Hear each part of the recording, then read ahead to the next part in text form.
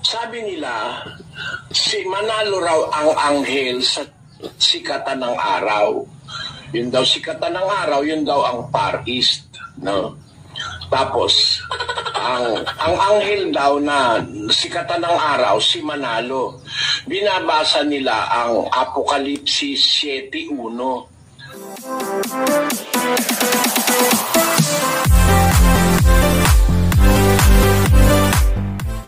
Sa lahat po na nakasubaybay dito sa ating programang Expose the Truth, lubos na bumabati po ako sa inyong lahat mga kaibigan at mga kababayan, lalong-lalo yung ating mga kapatid na laging nakikisama sa akin sa pagla-live mga kapatid, no? Maraming salamat po sa inyong lahat. Isang tanong po o isang request ng ating mga taga-subaybay, ang gusto ko pong bigyan ng pagkakataon sa oras na ito.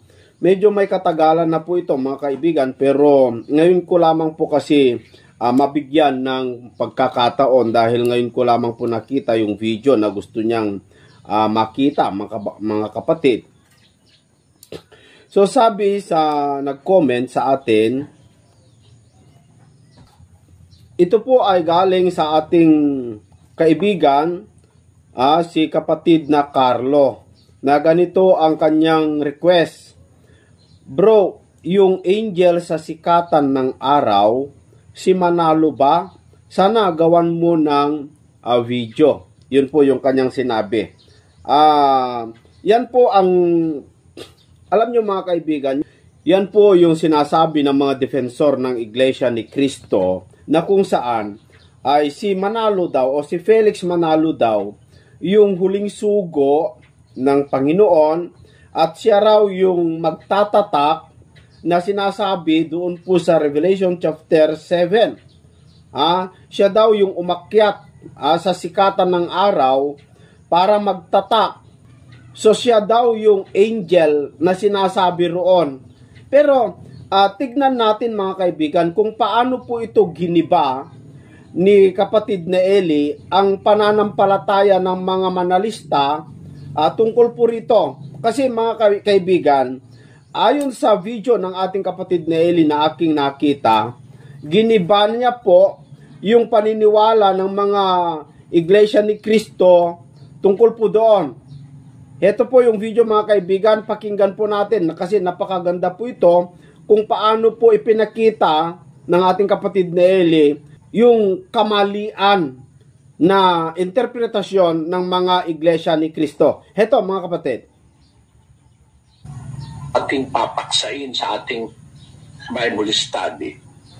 Sabi nila, si Manalo raw ang anghel sa sikatan ng araw. Yun daw sikatan ng araw, yun daw ang Far East, no? Tapos ang anghel daw na sikatan ng araw si Manalo. Binabasa nila ang Apokalipsis 7:1 hanggang 3. Pinuputol nila, inaalis yung 4 hanggang 3 lang.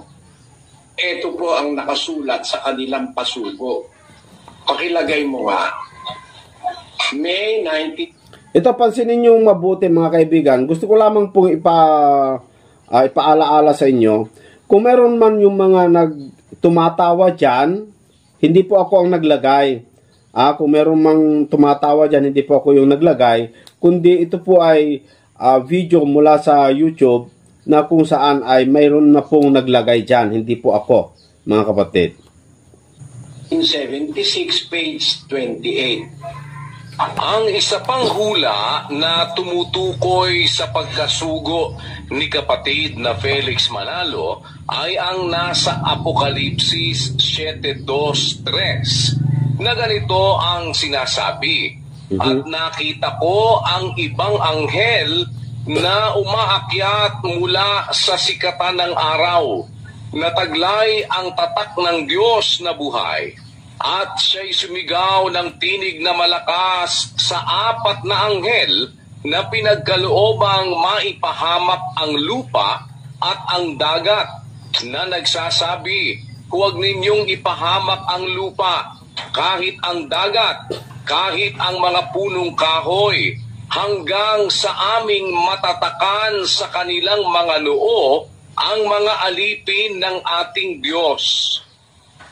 Ang kahulugan ng anghel ay sugo, Lucas 1:19. Ang salitang anghel na ang kahulugan ay sugo ay ikinakapit sa mga nilalang na espiritu na isinusugo ng Diyos. Hebreo 1:13-14. Ikinakapit din ito sa obispo ng iglesia. Apokalipsis 2:1. Apokalipsis 2:1, ikinakapit daw yung salitang anghel sa obispo ng iglesia sa Apokalipsis 2:1. Ang paliwanag, footnote ng bagong tipang Katoliko. Ano? Footnote daw. Kaya yung paliwanag na yun na ang anghel ay kinakapit sa tao na obispo, yun daw ang nasa footnote ng bagong tipang Katoliko. Tuloy mo ngayon. Maputol ko lang mga kaibigan, naalala ko po yung sinabi ni kapatid na Eli na si Felix Manalo, mayroon po siyang sinabi na yung mga protestante, mga Katoliko ay alagad daw o ministro daw ng demonyo. Nagtataka ako, bakit sila kumukuha ng footnote mula sa Biblia ng Iglesia Katolika? Bakit sila naniniwala doon? Yan ang pinagtatakahan ko mga kaibigan. Kapag meron po silang hindi may paliwanag, kumukuha po sila doon sa ibang libro. Kahit libro po yun ng demonyo, mga kaibigan. Ang anghel sa Apokalipsis 7:2-3 ay natitiyak nating tao, obispo o ministro ng iglesia, sapagkat ang kanyang gawain ay magtatatak sa mga alipin ng Diyos. Ang tatak ay ang Espiritu Santo at ang paraan ng pagtatatak ay sa pamamagitan ng pangangaral ng dalisay na ebanghelyo. Efeso 1:13. Ang dakong pagmumula ng anghel o ng sugo ay sa sikatan ng araw, East, Bibliang Ingles. Ayon naman sa ibang hulang tumutukoy din sa pasugong ito, ito ay sa malayong silangan, Isayas 43:5-6, na ito nga ang Pilipinas. Ang panahon ng pangangaral ng sugong ito ay sa panahon ng pag-ihip ng 4 na hangin ng lupa, Yun. na pinipigil naman ng 4 na anghel, 7:1 Apokalipsis. Ang hangin ay digmaan, Jeremias 4:11-13-19. Ang 4 na anghel na pumigil sa digmaang ito na pandaigdig ay ang 4 na pinuno ng bansa. Ang mga pinuno ng bansa ay mga sugo rin. Unang Pedro 2:13-14. Na ang mga ito'y sina Orlando ng Italia, Lloyd George ng Inglaterra, Clemenceau ng Pransya, at Wilson ng Amerika, na lalong kilala sa tawag na The Big Four. World History, pahina 494. Ang digmaang pinigil ng 4 na malalaki ay ang digmaang sumiklab noong 1914, na lalong kilala sa tawag na unang digmaang pandaigdig. Sa panahong ito, 1914, pinasimulan ni kapatid na Felix Manalo ang pangangaral ng dalisay na ebanghelyo ni Kristo upang Kita nyo ang kasinungalingan dyan. Sa panahon ito, sabi niya, 1914, nung pagsiklab ng digmaan, na pinigil daw ng The Big Four, pinasimulan daw pangaral ni Manalo ang ebanghelyo. Sinungaling yan kasi sila rin ang may sabi, nag-umpisa siyang mangaral 1913 Bautismo na nga nung bago matapos ang 1913 eh. Paano mo sasabihin ngayon na diyan pinasimulang ipangaral ni Manalo? O sige, pagkumparahin mo, lagay mo sa screen, makita lang ng ating mga kababayan, ano? Ang sabi doon sa ano na yun, sa itaas, pinigil daw ng Big Four doon sa isang sa isang pasugo. Pinigil daw ng Big Four yung yung digmaan na sumiklab noong 1914. Ayun. Ayon sa World History, page 494. Sabi niya, ang digmaang pinigil ng apat na malalaki ay ang digmaang sumiklab noong 1914 na lalong kilala sa tawag na unang digmaang pandaigdig. Sa panahong ito, 1914, pinasimula ni kapatid na Felix Manalo ang pangangaral. Mali yan eh. Hindi totoo nagpasimula ng 1914. Nagpasimula 1913. Kaya paano kayo magtitiwala sa isang paniniwala na sa petsa pa lang may discrepancy na? Malaki na ang diferensya, lalo na sa konteksto at sa content. Di umano, si Felix Manalo raw yung anghel na nasa Apokalipsis na nasa sikatan ng araw.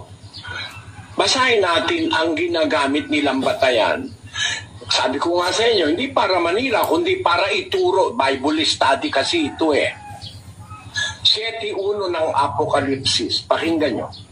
At pagkatapos nito ay nakita ko ang apat na anghel na nakatayo sa apat na sulok ng lupa, na pinipigil ang apat na hangin ng lupa upang huwag humihip ang hangin sa lupa o sa dagat man o sa anumang punong kahoy.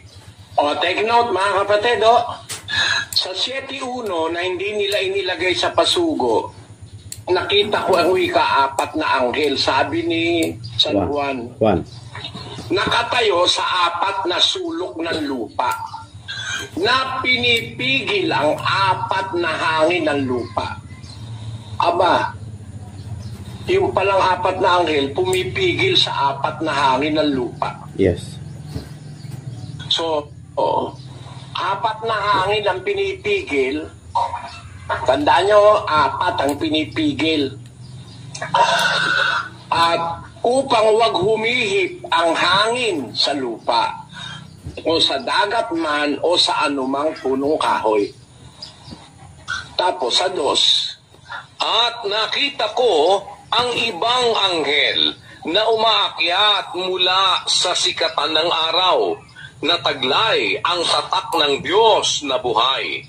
At siya'y sumigaw ng tinig na malakas sa apat na anghel na pinagkaloobang maipahamak ang lupa at ang dagat. Ayan, bukod dun sa anghel na apat na nasa apat na sulok ng lupa na pumipigil ng apat na hangin ng lupa, sabi ni San Juan, nakita ko ang ibang anghel, iba doon sa apat, na umaakyat mula sa sikatan ng araw. No? Mga kapatid, mga iglesia ni Cristo, mga ministro, bigyan nyo lang ito ng pansin. Maliwanagan nawa ang isip nyo. Yung apat na sulok ng lupa, sabi nila, sa kanilang pasugo, iyan daw ang apat na direksyon ng mundo. Ang North, East, South, and West. No? Yan ang sabi nila sa pasugo. Yung apat na direksyon ng lupa, apat na sulok, North, East, South, and West. Ngayon, nung makita yun ni Juan, yung apat na anghel na nakatayo sa apat na sulok ng lupa o apat na direksyon, may nakita siya, isang anghel na umaakyat mula sa sikatan ng araw, mula sa east. Aba, di magkakadalawa ngayon ang anghel sa east. Bakit? Nakukuha mo ang punto ko, kapatid na Daniel. Opo, kapatid na Eli. Meron pa pong iba, lalabas magkakadalawa po. At ibig sabihin ay magiging parehong taga-east. Pero ang napansin ko lang po dito mga kaibigan, maputol ko lamang po, yung anghel, lima kasi lahat yun eh. Apat yung pumipigil sa apat na hangin at isa yung sumigaw. Ang pakahulugan po nila, yung apat na anghel, pinipigilan nila yung malaking kapighatian o digmaan. Pero nung sumigaw itong isang anghel at pinigilan na wag nyo munang ipahamak ang lupa, ang dagat at ang mga punong kahoy, lumalabas itong apat, nakinig sila doon sa isang anghel. At hindi nila ipinagpatuloy pakawalan yung digmaan. So may authority itong isang anghel doon sa apat. Napansin nyo ba mga kaibigan yung gusto ko pong ipunto? So lumalabas, mas mayroong higher authority itong anghel mula sa sikatan ng araw doon sa apat na anghel. Kung yung mga apat na anghel ay ang mga malalaking hari o bansa o sino man, ayon sa binasa ng kapatid ni Eli, ibig sabihin, nakinig sila kay Felix Manalo. Nakinig sila kay Felix Manalo. Kasi mas higher authority siya, kasi kaya niyang pigilan eh. Pero tignan natin kung ano po talaga ang totoo.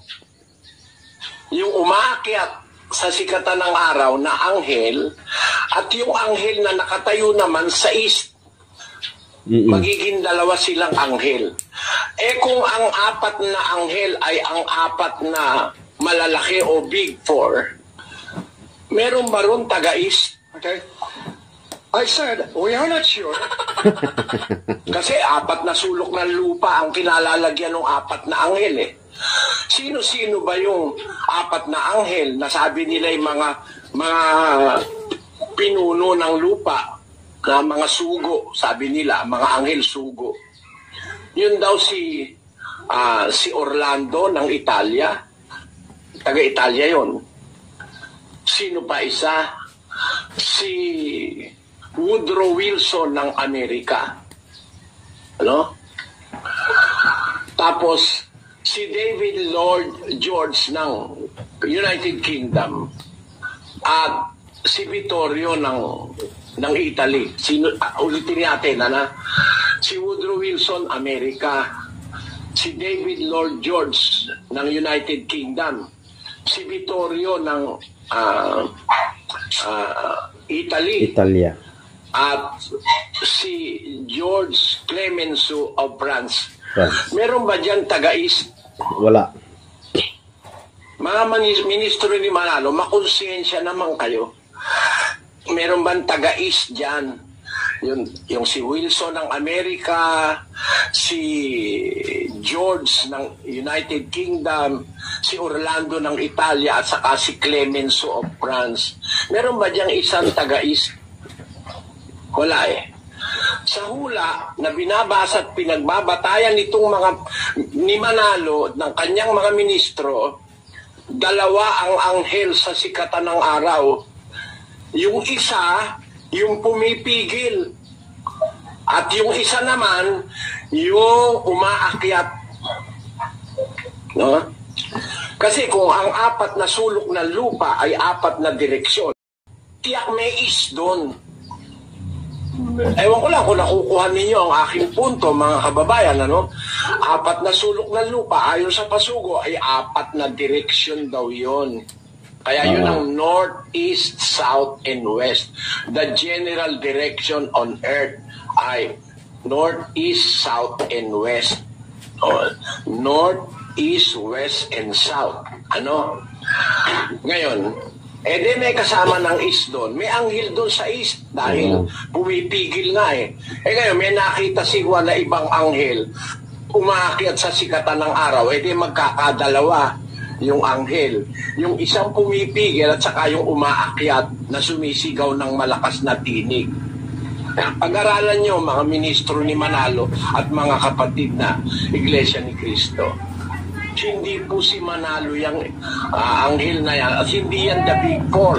Makinig lang kayong mabuti. Ito, yung mga galit sa akin, sige, tuloy nyo lang na galit kayo.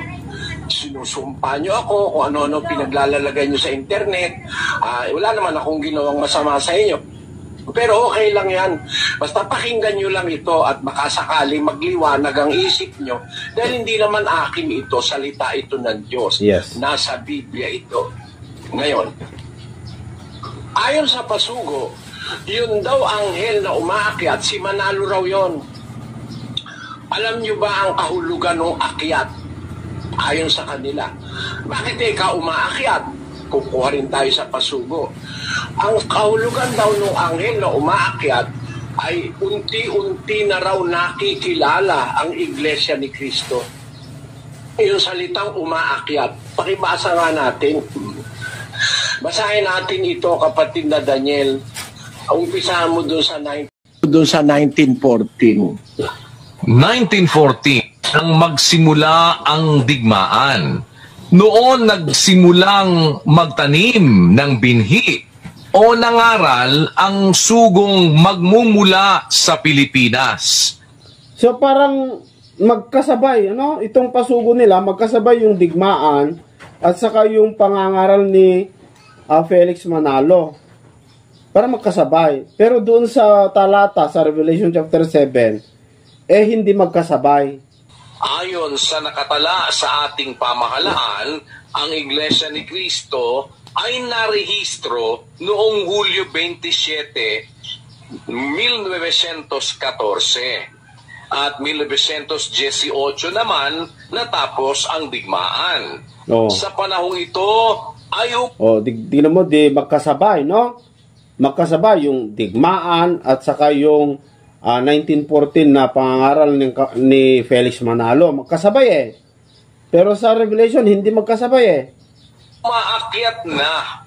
Ibig sabihin ay unti-unti nang nahahayag ang sugo at pasugo na hinulaang lilitaw dito sa Pilipinas. Ayan, ang kahulugan daw nung umaakyat na, ibig sabihin, hindi ko imbento ito, nasa pasugo ito. Ibig sabihin, unti-unti nang nahahayag ang sugo at pasugo sa Pilipinas. Napasugo. Mga kababayan, isipin nyo lang, 1914, noon daw umaakyat yung sugo. Ibig sabihin, nahahayag na, nakikilala na si Manalo noong 1914. Tapos, noong 1980 naman daw, napigil na noong the Big Four yung digmaang pandaigdig. No? Sa talagang real facts, umakyat na si Manalo, nag-umpisa ng umakyat 1913. Nangaral na bago nga matapos 1913, nagbautismo na siya sa Punta Santa Ana Pagkatapos, yun daw anghel na yon na umaakyat, na nangangaral na, tumutupad na ng hula para sa kanya bilang huling sugo, umakyat, nakikilala na raw siya noong 1914. Yan, tandaan nyo lang yung mga petsa. Balik tayo ngayon sa Biblia. Nakita ko ang ibang anghel na umaakyat mula sa sikatan ng araw. Taglay ang tatak ng Diyos na buhay. At siya'y sumigaw ng tinig na malakas para marinig. Hindi ka naman kailangan maglakas ng tinig kung katabi mo lang yung baka magkatabi tayo, sisigaw ka baka mainis mo pa ako Ano palagay mo sa akin? Bingi. Siya'y sumigaw ng tinig na malakas. Kanino? Sa apat na anghel na pinagkaloobang maipahamak ang lupa at ang dagat. Big Four daw yun. Ang sumisigaw si Manalo. Tanong, sa history ba may naganap na napakinggan nun the Big Four si Manalo? Na sumigaw siya ng malakas. Huwag niyong ipahamak ang lupa, kahit ang dagat, kahit ang punong kahoy. Hanggang aming matatakan, magtatatak muna kami. Aba, lumalabas pala, bago yung digmaan ay sumiklab, magtatatak muna. Mali ang interpretasyon. Kasabay daw nung digmaan eh. Hindi nga kasabay eh. Bakit? Pinipigil nga nung apat eh. Di hindi pa sumisiklab. Oo. Kayo, para sa inyo, sa mga Iglesia ni Cristo, yung pag-akyat, kaalinsabay nung paggera. Kung ang hangin ay gera nung 1914, dapat huwag matuloy. Oo. Hanggang makapagtatak muna. Oo nga eh. Tama eh. Tama yung sinasabi ng kapatid Nelly eh. Kasi doon sa Pasugo ay magkasabay eh. Pero salamat na lang at napansin ng ating kapatid Nelly. Ba't natuloy? Yun. At sino ang pumigil? Sabi nyo, Big Four. Ha? Kailan ba nabuo ang Big Four? Nabuo ang Big Four 1918. Layo. 1913 pa lang sinisigawan na ni Manalo. Noon lang nabuo. Mag-isip kayo, ulitin ko. Apokalipsis 7:2. Kailangan natin itong ulit-ulit para maintindihan eh. Nakita ko ang ibang anghel na umaakyat mula sa sikatan ng araw. Si Manalo yan, di umano. Taglay ang tatak ng Diyos na buhay. Siya'y sumigaw ng tinig na malakas sa apat na anghel na pinagkaloob ang maipahamak ang lupa at dagat. Ano ang sigaw niya doon sa apat na anghel? Sa 3, na nagsasabi, huwag ninyong ipahamak ang lupa, kahit ang dagat, kahit ang punong kahoy, hanggang sa aming matatakan. Aba, mangyayari muna pala yung pagtatatak bago yung hangin ay umalpas. Oo. Aba, sa kaso ni Manalo, ay nagtatatak na siya, ay umalpas na ang hangin, nagdigma na, saka siya ngayon nangaral. Mali ang timing.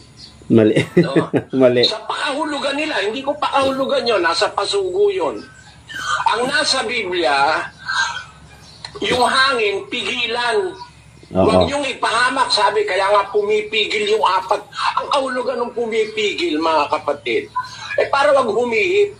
Ang sabi dun sa 7:1, no? Hindi pa hihip yung hangin. Nakita ko ang apat na anghel, nakatayo sa apat na sulok ng lupa, pinipigil ang apat na hangin ng lupa upang wag humihip ang hangin sa lupa. Apat yan ha, sa dagat o sa anumang punong kahoy, yung apat na hangin. Pinipigil nung apat na anghel. Kaya ngayon, paglitaw ng isang anghel na mula sikatan ng araw, sinabi niya, huwag niyong ipahamak ang dagat o ang lupa. Kahit ang punong kahoy. Hanggang sa aming matatakan, magtatatak muna kami. Bago yung hangin na yan ay paalpasan ninyo. Hanggang sa aming matatakan sa kanilang mga noong, mga alipin ng ating Diyos. Hindi magkakasabay ang digma at pagtatatak. Oo. Hindi magkasabay. Oo. Kasi magtatatak muna bago maalpasan yung hangin. Yes. Huwag niyong ipahamak. Huwag munang, yung hangin na yan, huwag niyong pawawalan. Ngayon, ang kanilang interpretasyon, yung hangin daw gera. No? Ang ginamit nila doon sa Pasugo, 4:11 ni Jeremias, no? Eto, basahin natin yung 4:11 ni Jeremias. Yun ang nasa Pasugo, ilagay mo uli para hindi tayo mapaghinala ang nag-iimbento. Eto po, ang sabi nila, ang apat na anghel na pumipigil sa hangin ay mga pinuno ng bansa. Ito'y mga sugurin o anghel ayon sa unang Pedro. Ang hangin pinipigil ay digmaan, gaya ng sinasabi sa Jeremias 4:11 hanggang 13. Ito nga ang digmaang sumiklab noong 1914. Kayo ha, ang ginamit nila 4:11. Digmaan daw yung pinipigil na hangin. Basahin natin ngayon ang 4:11 ng Jeremias, kapatid na Daniel. Sa panahong yaon ay sasabihin sa bayang ito at sa Jerusalem, isang mainit na hangin na mula Tandaan nyo mga kapatid, ang tinutukoy sa 4:11 ni Jeremias, isang mainit na hangin, hindi po apat. Isa lang. Hindi lapat ang gamit. Dapat kumanap ka ng apat na hangin. Ang kinuha mong batayan, isang hangin lang yung nasa Apokalipsis, apat na hangin. Pinipigil ng apat na hangin, tapos kabagsak-bagsak mo. Sa Jerusalem ka pumunta, hindi naman yan sa mundo Sa Jerusalem yan. Sabi, sa panahong yaon, sasabihin sa bayang ito, sa Jerusalem, isang mainit na hangin. Isa lang yan. Ulitin natin, kapatid na Daniel, sa kamo ituloy. Sa panahong yaon ay sasabihin sa bayang ito at sa Jerusalem, isang mainit na hangin na mula sa mga luwal na kaitaasan sa ilang ay dumating sa anak ng aking bayan, hindi upang sumimoy o maglinis man. Isang malakas na hangin na mula sa mga ito ay darating sa akin. Ngayoy magsasalita naman ako ng mga kahatulan laban sa kanila. Narito, siya'y sasagupang parang mga ulap, at ang kanyang mga karo ay magiging parang ipo-ipo.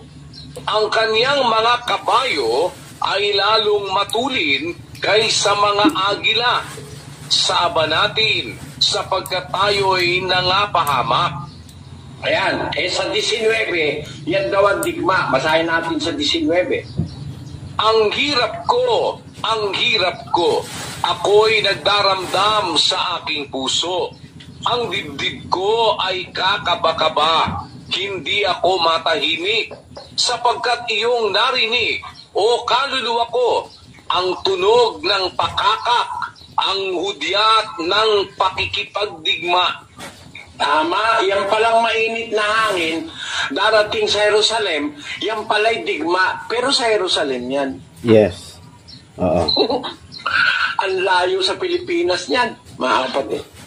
Sa Jerusalem darating yung digma. O 11. At 11 na lang, ulitin ko. Ang sabi, sa panahong yaon, sasabihin sa bayang ito at sa Jerusalem, isang mainit na hangin mula sa luwal na kaitaasan sa ilang dumating sa anak ng aking bayan, sa bayan ng Diyos sa Jerusalem, hindi upang sumimoy o maglinis man. Sa 19, sabi, ang hirap ko, ako'y nagdaramdam sa aking puso. Ang dibdib ko'y kakaba-kaba. Hindi ako matahimik sapagkat iyong narinig o kaluluwa ko ang tunog ng pakakak, ang hudyat ng pakikipagdigma. Dito sa talatang ginamit, talagang digma itong hangin. Pero isang hangin ito. Actually nga, sa 11, isang hangin ang pagkakasabi Diba? Lagay mo sa titas. Isang mainit na hangin. Inulit pa sa 12 No? Sabi sa 12, isang malakas na hangin. Then na-emphasize na isang hangin yan. Ang nasa Apokalipsis, 4 na hangin. Paano mo ilalapat ngayon? Pati sa figures, mali. At pati sa situation. Kasi yung hanging isa na mainit at malakas sa Jerusalem mangyayari. Pero siguro naman kung bakit nila kinuha yung Jeremias, mga kaibigan, para sa mga iglesia ni Cristo, para palitawin lang na para may paliwanag lamang po nila o may paunawa nila ang gusto nilang sabihin na yung apat na hangin doon po sa Revelation chapter 7 ay mga digmaan yon, pero hindi naman po siguro yung naganap doon sa Jerusalem ang tinutukoy, kundi kinuha lamang po nila siguro yon bilang patunay na yung hangin nga doon sa Revelation chapter 7 ay digmaan. Ganun po siguro ang paliwanag o interpretasyon ng mga Iglesia ni Cristo dito, mga kaibigan, no? Kung kukunin naman natin yung side ng Iglesia ni Cristo, magkakadigma ang Jerusalem. Alam nyo kung kailan ito nangyari? 1914 ba nangyari ito sa Jerusalem? Basahin po natin ang aklat ni Propeta Daniel 9:2. Nang unang taon ng kaniyang paghahari, akong si Daniel ay nakaunawa sa pamamagitan ng mga aklat ng bilang ng mga taon na sinalita ng Panginoon kay Jeremias na propeta dahil sa pagkaganap ng pagkasira ng Jerusalem 70 taon. Kita nyo mga kapatid, naintindihan ni Daniel yung sinulat ni Propeta Jeremias. Sabi niya, nakaunawa ako sa pamamagitan ng mga aklat ng bilang ng mga taon na sinalita ng Panginoon kay Jeremias na propeta dahil sa pagkaganap ng pagkasira ng Jerusalem 70 taon. Magkakagera sa Jerusalem, katuparan ng hula ni Propeta Jeremias na naunawa ni Propeta Daniel na magaganap yan 70 taon. Ngayon, tingnan natin sa istorya, kailan nawasak ang Jerusalem. Yung mainit na gera, hangin, meron po tayong ebidensya pisika. Doon po sa Roma, meron po doon tinatawag na Ark of Titus, yung arko ni Tito. Nagkapalad kami ng kapatid na Daniel, pumunta ron para tignan yung mga ulat sa Biblia. Ito po ang aking nabasa roon sa Ark of Titus. Basahin natin kapatid na Daniel. Ito po, the Ark of Titus is a 1st century honorific ark located on the Via Sacra, Rome, just to the southeast of the Roman Forum. It was constructed in 82 AD by the Roman Emperor Domitian shortly after the death of his older brother Titus to commemorate Titus' victory, including the siege of Jerusalem in 70 AD. Aba, tamang-tama sa sinabi ni Propeta Jeremias at ng Propeta Daniel, magkakagera, magkakaroon ng pagkawasak ang templo sa Jerusalem. Bakit magkakagera sa Jerusalem? Kailan po? Nang lusubin ng Roman army sa pumumuno ni General Titus sa panahon ng pagka-emperador ni Domitian. Yung kanyang nakakatandang kapatid na general ng Roman army, ng gera, lumusob sa Jerusalem. Ang templo sa Jerusalem wasak, winasak ng Roman army sa pamumuno ni Titus. Anyo 70. Kaya hindi 1914 yung gera na nasa Jeremias 4:11 hanggang 13 at 19. Tingnan ninyo, sa paliwanag sa pasugo, yun daw yung 1914. Ang layo naman yan, mga kababayan. Ang layo sa katuparan. Balik natin ang pasugo. Papakita ko lang sa inyo kung paano naliligaw ang mga tao. Ang apat na anghel na pumipigil sa hangin ay mga pinuno ng bansa na ito'y mga sugurin o anghel ayon sa unang Pedro 2:13-14. Ang hanging pinipigil ay digmaan gaya ng sinasabi sa Jeremias 4:11-13,19. Ito nga ang digmaang sumiklab noong 1914 ang apat na pinuno ng bansa na kumakatawan sa pagpigil sa digmaang sumiklab noong 1914 ay sina Lloyd George ng Gran Bretanya, Clemenceau ng Pransya, Orlando ng Italia, at Wilson ng Amerika. Malayo nga talaga, no? Malayo talaga yung pakahulugan ng Iglesia ni Cristo dito. Talaga yung nagawa doon po sa Jeremias ay yun po yung sinasabi nilang nagawa noong 1914 pala, no? So ibig sabihin talagang malayo yung kanilang interpretasyon. Sila ay lalong kilala sa tawag na The Big Four. Kita nyo? Yun daw ang Big Four, ang pumigil yung apat na anghel. Sa alinsabay ng pagpigil na ito, kasabay sa digmaang nakita namang umaakyat mula sa malayong silangan o Pilipinas ang anghel, no? O sugong mangangaral ng tunay na ebanghelyo.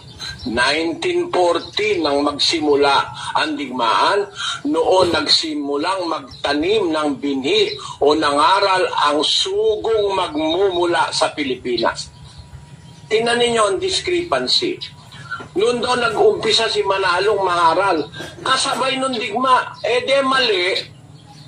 Kasi sabi sa Apokalipsis, magtatatak muna kami. Kung ang pagtatatak ay pangangaral ng anghel na umaakit sa sikatan ng araw, mangangaral muna siya bago maalpasan yung hangin. Bakit sumabay siya sa pag-aalpas ng hangin o sa digma? Hindi naman dapat magkasabay. Ang liwa-liwanag ang teksto sa Apokalipsis, pati konteksto. Mauuna ang pagtatatak, no? At pagkatapos magtatak at saka maaalpasan ng hangin. Hanggang ngayon tatak pa rin kayo ng tatak Tapos na. Ulitin ko lang, huwag kayong magagalit mga kababayang Iglesia ni Manalo. Nakita ko ang apat na anghel, sabi ni Juan, nakatayo sa apat na sulok ng lupa. Pinipigil ang apat na hangin sa lupa. Ano layon? Upang huwag humihip. Di para huwag magkadigma. Pinipigilan yung digma ng apat na anghel, kung yun ang pakahulugan nyo. Upang huwag humihip ang hangin sa lupa o sa dagat man o sa anumang punong kahoy. Nakita ko ang ibang anghel na umaakyat mula sa sikatan ng araw. Allegedly, si Manalo. Yung apat yung Big Four. No? Nataglay ang tatak ng Diyos na buhay. Sumisigaw ng tinig na malakas sa apat na anghel na pinagkaloob ang maipahamakang lupa at ang dagat.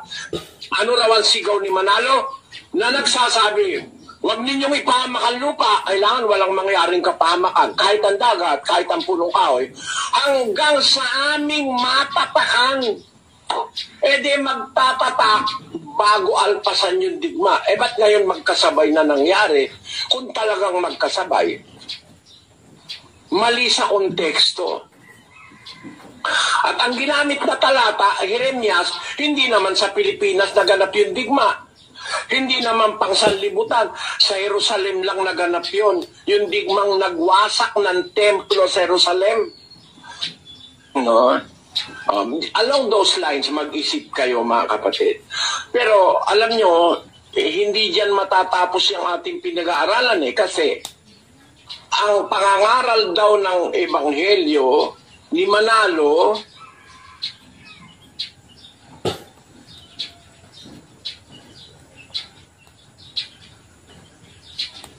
ayun, naputol, ano? Nawalan ng sound. Sayang, no? Napakaganda pa naman. Pero alam nyo mga kaibigan, dito sa tinatalakay ng ating kapatid Nelly, tama tama yung kanyang komento na hindi po si Felix Manalo yung anghel na umakyat mula sa sikatan ng araw. Kasi hindi naman nagtugma yung mga paliwanag nila tungkol po doon sa The Big Four at saka yung tinutukoy doon sa Jeremias na ang pakahulugan nila yung apat na hangin ay gera.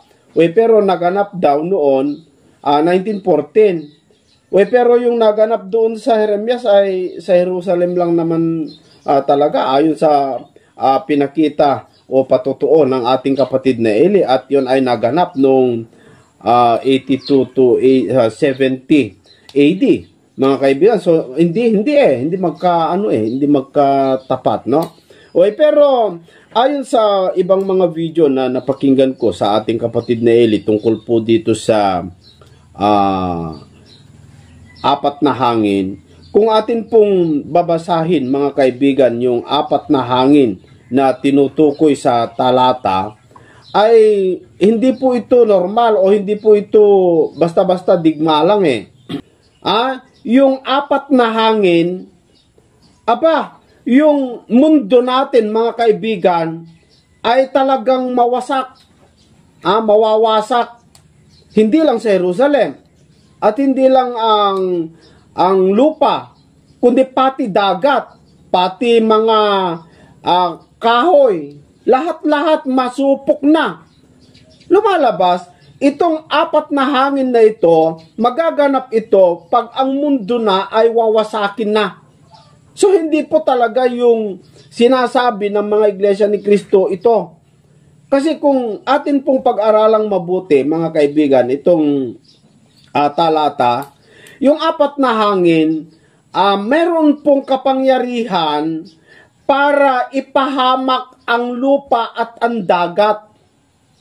Kahit anong lakas na gera naman, mga kaibigan, ay hindi mo naman maipapahamak ang dagat pero itong nakalagay dito sa talata, pati lupa, pati dagat, pati mga punong kahoy, talaga mapahamak. Ibig sabihin, mawawasak na ang mundo. Wawakasan na niya ang buong daigdig ayon sa ating pagkaunawa kung ito'y magaganap yung apat na hangin. Ang katunayan, para hindi madamay itong mga maliligtas, sabi nung anghel, magtatatak muna. Kaya sabi nung anghel, huwag nyo munang ipahamak, magtatatak muna ako. Magtatatak muna, sabi niya. Para masave yung mga Kristiyano doon sa malaking kapighatian. Ito yung tinatawag na malaking kapighatian na sisiklab sa buong daigdig. Pero ito, mga kaibigan, ayon po sa aking pagkaunawa at napakinggan din sa ibang mga video na paliwanag ng ating kapatid na Eli, magaganap ito yung tinatawag na Great Tribulation. Pero sa kaligtasan na ito, kasi wawakasan na ang buong daigdig kapag pinakawalan itong apat na anghel, itong apat na hangin, matatapos na mundo. Kasi pati lupa, pati dagat, hindi lang mga tao, pati lupa at dagat talagang wawakasan, mga kababayan. So iba yung pagkaunawa o paliwanag ng mga iglesia ni Kristo dito, na yung Revelation chapter 7 ay naganap noong 1914. At saka tama si kapatid na Eli. Bakit? Kasi yung pasugo, ayon sa ating napanood, mga kababayan, yung pasugo, magkasabay yung digmaan at saka yung pangangaral ni Ka Felix Manalo. At ang nakapagtataka pa dito, mga kaibigan, tapos na yung digmaan, pero hindi naman napahamak ang lupa, hindi naman napahamak ang dagat, hindi naman napahamak ang mga punong kahoy. Hindi naman Kung talagang tapos na yung apat na hangin, napakawalan na, at sumabay doon sa pangangaral ni Felix Manalo, hindi sana napahamak na ang buong daigdig, buong lupa, mga kaibigan. Napahamak na sana pati dagat. Pero lumalabas, hindi naman hindi naman, kung tignan mo lang ng realidad, ay hindi naman napahamak ang lupa't dagat, mga kababayan. Buhay pa naman tayo. Okay, pero yung pagtatatak, tuloy pa rin. Pero yung apat na hangin, tapos na. Ang katunayan, wala na yata yung the big four na tinutukoy ng mga iglesia ni Cristo na pumigil doon sa hangin. Namatay na yata sila mga kaibigan, aywan ko lang. Okay, pero tuloy pa rin ang pagtatatak nila. Ayon sa talata, pagka natatakan na ang mga maliligtas, ay saka mag-uumpisa yung the big four sana o yung apat na hangin.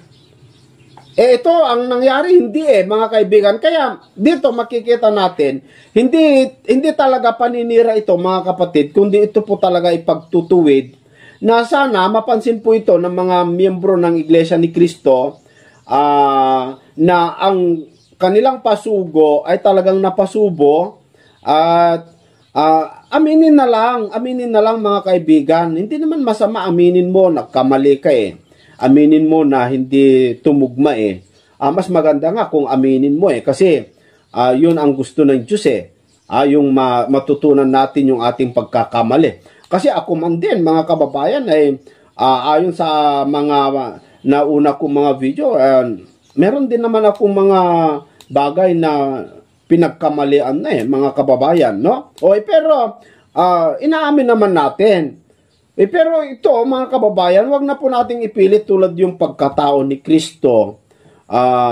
Dapat tanggapin na lang natin. Hindi naman mahirap Mas matutuwa nga ang Diyos kung atin pong aminin, atin pong tanggapin na tayo po'y nagkulang, tayo po'y nagkasala o tayo po'y nagkamali. Ang Diyos naman mga kaibigan ay mayaman sa awa at sa pagpapatawad, no? Kung hindi pa po kayo nakapag-subscribe, parang suportan nyo na rin dito sa ating munting channel, ay mag-subscribe po kayo mga kapatid.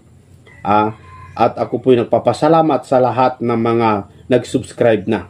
Unan po ng ating pagtalakay ay ang isa sa mga hula o Bible prophecy o paunang salita ng ating Panginoong Diyos na pinagbabatayan ng Iglesia ni Cristo sa aming pananampalataya na si kapatid na Felix Manalo ay ang sugo ng Diyos sa mga huling araw na nakasulat po sa Apokalipsis 7:2-3. At nais nating ipapansin sa ating mga taga-subaybay, kapatid na John Mark, na kinikilala natin na anghel si kapatid na Felix Manalo sa sentido na ang tungkulin niya ay sinugo ng Diyos tulad po ni Juan Bautista. Kaya napakaganda po nitong ating tinatalakay ngayon.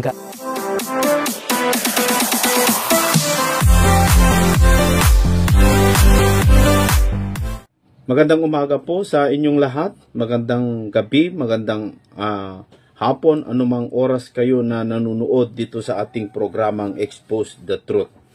Ang gusto ko pong bigyan ng pansin dito mga kaibigan, ang gusto ko pong tignan po natin dito, bagamat hindi ko po ito maidetalye ng mabuti kasi reaction video po ito, medyo mahaba po ito kung atin pong bibigyan ng buong detalye yung ang aking gustong i-share sa inyo na video.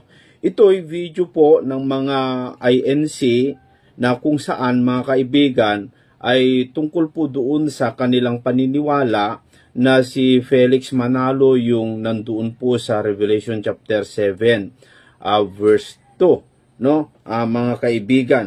Pero bago po natin tignan yung video ng mga INC na nagpapaliwanag na kung bakit si Felix Manalo ay naging anghel, ito po yung kanilang katwiran, no, mga kaibigan.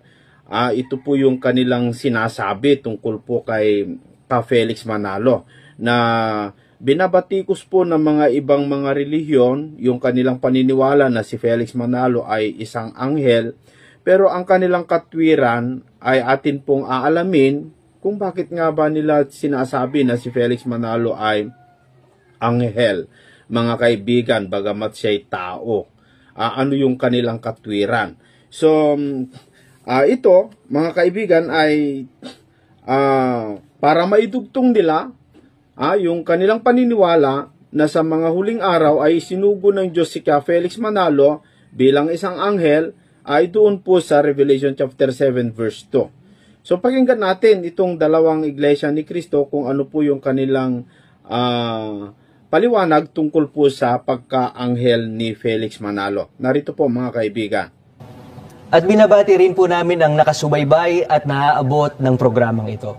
Mga kaibigan, ang pagtutuunan po ng ating pagtalakay ay ang isa sa mga hula o Bible prophecy o paunang salita ng ating Panginoong Diyos na pinagbabatayan ng Iglesia ni Cristo sa aming pananampalataya na si kapatid na Felix Manalo ay ang sugo ng Diyos sa mga huling araw na nakasulat po sa Apokalipsis 7:2-3. Ang mabuti, kapatid na John Mark, ay basahin natin ang tinutukoy niyong paunang pahayag o hula na nakasulat po dito sa Apokalipsis 7:2-3.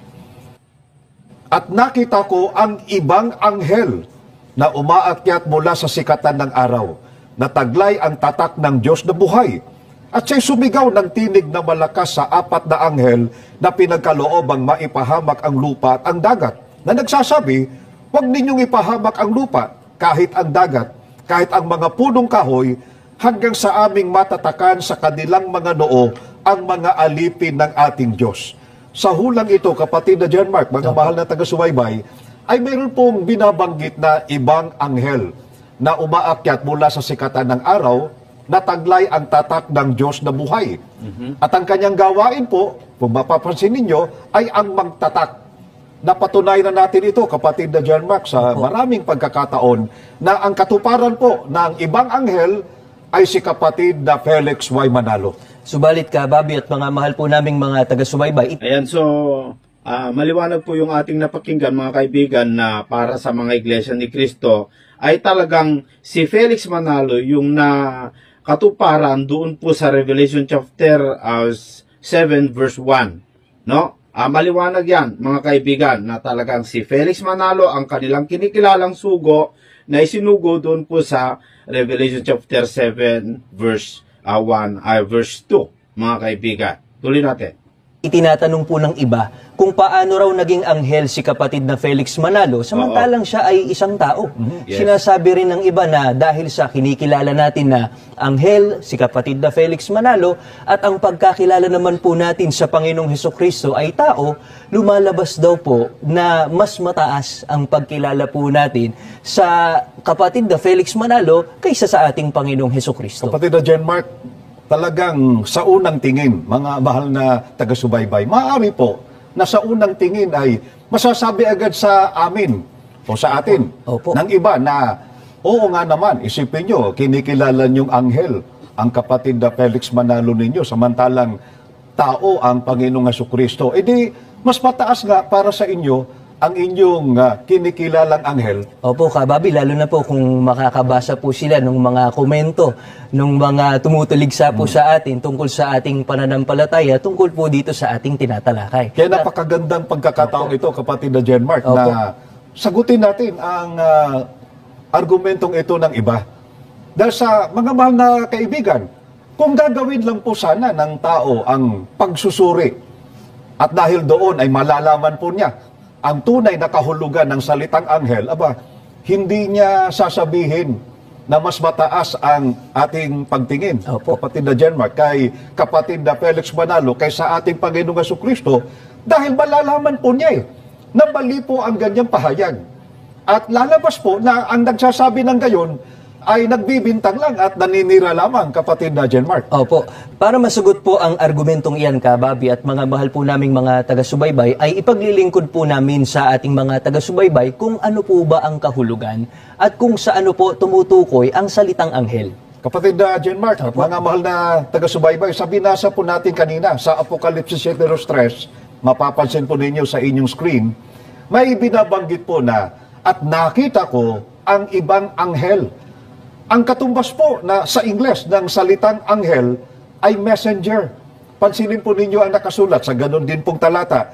Ngunit dito natin babasahin sa Young's Literal Translation of the Holy Bible. Ganito po ang pahayag. And I saw another messenger going up from the rising of the sun, having a seal of the living God. mapapansin po natin, mga kaibigan, na sa saling ito, ang ginamit na salita ay messenger sa halip po na angel. Sapagkat ito, kapatid na John Mark, ang literal. So, gumamit sila ng ibang translation para mapasunod nila o mapalabas nila na yung anghel sa ibang translation po ay messenger. So, para sa mga iglesia ni Cristo, mga kaibigan, ay yung messenger at saka yung anghel ay pareho po. No, mga kaibigan, pareho. Walang pinagkaiba. Kung messenger ka, ibig sabihin, anghel ka na rin. Yun po yung kanilang pakahulugan. Para mapatunog nila na si Felix Manalo, kung siya ay messenger nila, kinikilalang messenger ng Diyos sa huling araw, kaya tinawag na anghel. So, ituloy natin para mas maliwanag. Literal translation ng salitang anghel. Opo, kababi at mga kaibigan, ang messenger ay nangangahulugang sugo. At mababasa po natin yan sa English-Tagalog Dictionary by Leo James na ganito po ang ating mababasa. Messenger, one sent, sugo. Kapatid na babi, sino-sino po ang halimbawa ng tinatawag na anghel dahil sa sila po ay sinugo ng ating Panginoong Diyos? Ang isa, kapatid na John Mark, mga mahal na taga-subaybay, ay ang mga anghel na tagalangit, na espiritu po sa likas na kalagayan. Kagaya po ng mababasa natin dito po sa Hebreo 1:13 hanggang 14. Ngunit kanino sa mga anghel, sinabi niya kailanman, lumuklok ka sa aking kanan, hanggang saang iyong mga kaaway ay gawin kong tuntungan ng iyong mga paa. Hindi baga silang lahat ay mga espiritong tagapaglingkod na mga sinugo upang magsipaglingkod sa kapakinabangan ng mga mamana ng kaligtasan? Dito, sinasabi po sa talatang ito, mga mahal na taga-subaybay, tungkol po sa mga anghel na tagalangit na silang lahat ay mga espiritong tagapaglingkod na sinugo upang maglingkod. Dapat malaman po na sila ay mga anghel, hindi dahil sa sila ay espiritu sa likas na kalagayan, kapatid na John Mark, hindi rin dahil sa sila ay tagalangit, kundi dahil sa sila po ay sinugo ng ating Panginoong Diyos.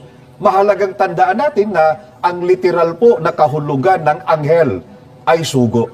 Opo, kababi, subalit baka po isipin ng mga nakasubaybay po sa atin ngayon na ang espiritu po sa kalagayan at tagalangit lamang ang pinagkakapitan po nung salitang anghel o angel, dahil ang banggit nga po ay silang lahat ay mga espiritong tagapaglingkod. Tapa, kapatid na John Mark, kailangan pong linawin yan. Mga mahal na kaibigan, ang termino pong lahat doon sa pahayag na silang lahat ay espiritong tagapaglingkod ay tumutukoy po sa lahat ng mga anghel na tagalangit na nasa palibot po ng luklukan ng ating Panginoong Diyos. Gaya po ng mababasa natin dito po sa Apokalipsis 5:11. At nakita ko at narinig ko ang tinig ng maraming mga anghel sa palibot ng luklukan at ng mga nilalang na buhay at ng matatanda. At ang bilang nila ay 10,000, tigsa 10,000 at libo-libo. Malinaw po na ang isa po sa pinagkakapitan ng salitang anghel ay tagalangit at espiritu sa likas na kalagayan. Meron din tayong halimbawa niyan, mababasa natin sa Lucas 1:19, mababasa po ninyo sa inyong screen, si Anghel Gabriel. Siya po ay anghel na tagalangit, espiritu sa likas na kalagayan, kaya siya naging anghel dahil sinugo ng ating Panginoong Diyos. Ayan, so, ang isa sa aking naunawaan sa kanilang mga sinasabi, mga kaibigan, ay yung mga tinawag na anghel dyan po sa langit o sa langit, mga kaibigan, ang likas na kanilang kalagayan ay espiritu, hindi anghel. Kaya lang sila tinawag na anghel dahil sila ay mga sinugo o isinusugo ng Diyos, mga kaibigan. Kaya hindi daw sila talaga angel, hindi talaga anghel ang kanilang kalagayan, kundi ang likas na kalagayan po nila ay espiritu. Kaya lang, naging anghel sila dahil isinugo sila ng Diyos.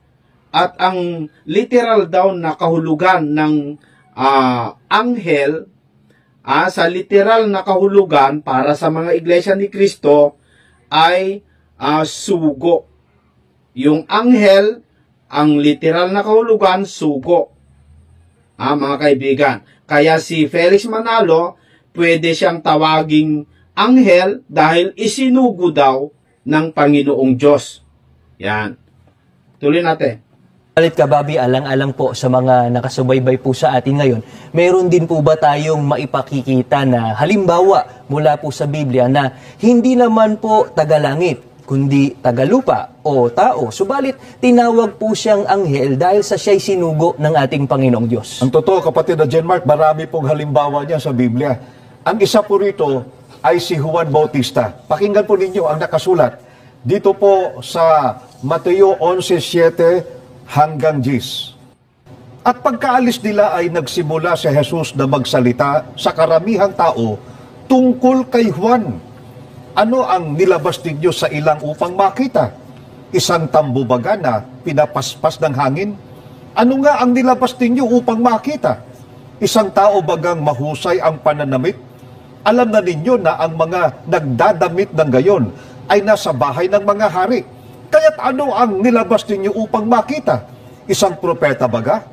Tunay, pinatototohanan ko sa inyo na mahigit pa sa isang propeta, sapagkat siya ang binabanggit sa nasusulat. Narito, sinugo ko ang aking anghel na magpapauna sa iyo upang ihanda ang iyong daraanan. Mga mahal na kaibigan, malinaw po na pinatunayan. So yung ginamit niyang translation, mga kaibigan, ay salin po ni Juan Trinidad, isang Katoliko, no? Naghanap-hanap ako ng salin ni Juan Trinidad. Wala akong makita dyan po sa marketplace o sa Play Store, mga kaibigan. Maaaring hindi po available, no? Yung apps na po na yon, para tingnan ko sana kung totoong anghel yung nakalagay po doon. Kasi halos lahat ng mga translation na aking tinitignan dito ay wala namang sinabing anghel, pero ang nakalagay ay sugo ng Diyos, si Juan. Hindi sinabing anghel si Juan, kundi isinugo. Pero gayon pa man, yun kasi ang kanilang paliwanag na ang ibig sabihin ng anghel ay sugo. Hindi po likas na kalagayan yung anghel, kundi yun ay sugo, no? Dahil isinugo sila ng Diyos, kaya tawag sa kanila ay anghel. Pero ang likas na kalagayan po nila ay espiritu. Pero si Felix Manalo, pwede ring tawaging anghel como siya'y tao dahil siya naman ay sinugo ng Diyos, mga kaibigan. So yun po yung dahilan nila, kaya tinatawag nila si Felix Manalo na anghel, no? Tuloy pa natin. Po rito ng ating Panginoong Jesucristo mismo na si Juan Bautista po ang katuparan ng paunang salita o ng hula ng Biblia na ang banggit po, narito, sinugo ko ang aking anghel na magpapauna sa iyo. Opo mga kaibigan, at mababasa rin po natin sa Juan 1:6 na si Juan Bautista ay tao na sugong mula sa ating Panginoong Diyos. At ganito po ang ating mapapakinggan mula roon. Naparito ang isang tao na sugong mula sa Diyos na ang kanyang pangalan ay Juan. Sa makatwid, kapatid na Jenmark, mga mahal na taga-subaybay, ang kahulugan po ng salitang anghel ay, or angel ay messenger o sinugo. Maaring ito ay ikapit sa espiritong tagalangit at maging sa tagalupa o tao sapagkat ang salitang anghel ay hindi po tumutukoy sa likas na kalagayan kundi sa tungkulin bilang sinugo ng ating Panginoong Diyos. Ayan. So maliwanag, no? Napakalinaw po mga kaibigan na yung tawag na anghel hindi likas na kalagayan kundi yun po ay tungkulin. So yung anghel na salita o tawag, tungkulin yon. Tungkulin, hindi likas na kalagayan. Kasi ang likas na kalagayan daw nila ay espiritu, mga kaibigan. May tanong ako dyan no, mga kapatid. Pero pakinggan pa natin kung ano pa yung mga gusto nilang sabihin. Kapatid na Bobby, ang itinuturo po ba ng Biblia na ang kahulugan po ng salitang anghel ay sugo. Ay sinasaksihan din po ba ito maging ng mga scholar ng Biblia? Sinasaksihan, kapatid na John Mark, mga mahal na taga-subaybay. Opo. At batay din po sa kanila, ang pinagkakapitan po ng salitang anghel ay maaaring celestial being o tagalangit, espiritu sa likas na kalagayan. At ang pastor ng iglesia, kapatid na John Mark, Opo. taga saan ba yung pastor ng iglesia? Ay taga lupa po. Ang likas na kalagayan ay tao. Opo.